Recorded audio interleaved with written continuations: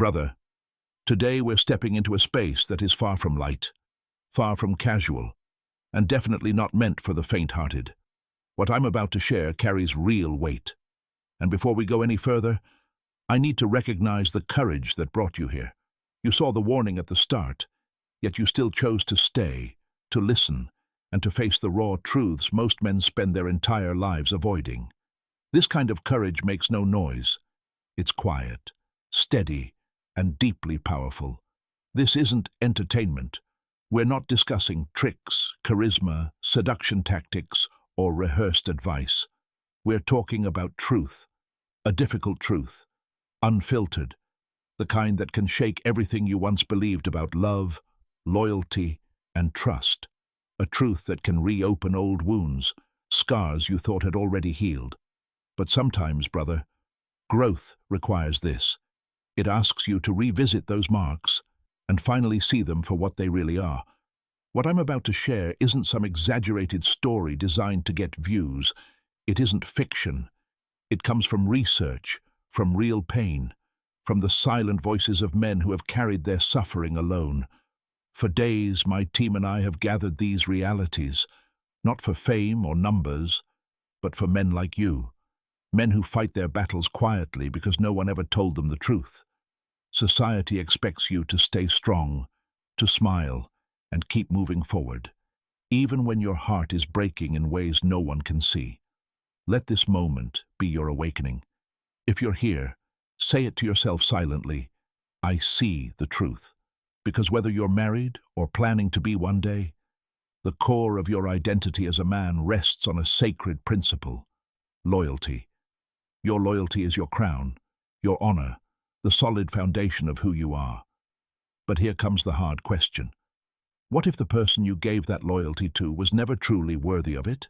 Not to shake you, brother, but to protect you. Before we go deeper into this storm, give me just half a minute. Not for me, not for ego, but for something bigger than both of us.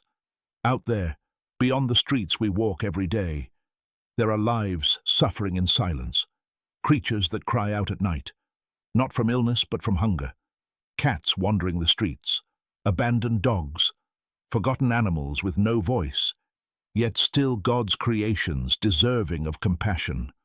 I don't come from wealth. I don't have corporate sponsors or luxury studios backing me.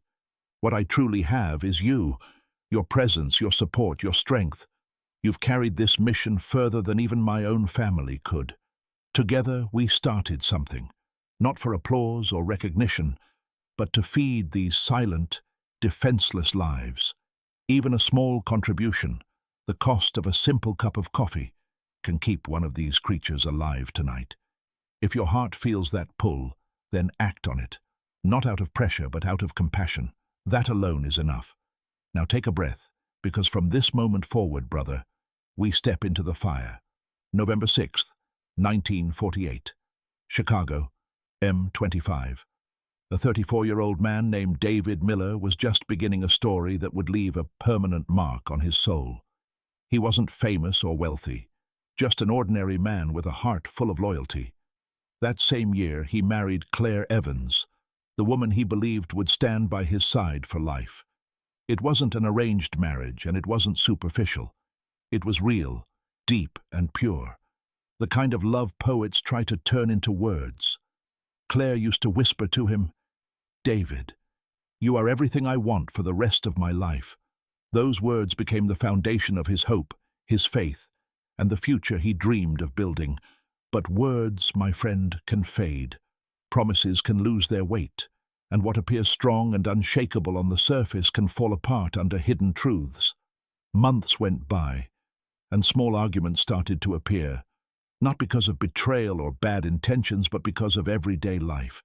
Bills, dinners, small differences. But those small cracks began revealing something deeper, a quiet distance, a growing gap between two souls that were meant to walk side by side. David worked endlessly, holding two jobs, day and night. He didn't have material wealth, but he was rich in determination. His real wealth was his loyalty. He never chased luxury. His dream was simple: to come home, share a meal, and fall asleep beside the woman he loved. To him, that was paradise. But Claire's heart had already started to drift. Slowly, little by little, she began to pull away, not just emotionally, but in every part of the life they had built together. She started to ignore him, to treat him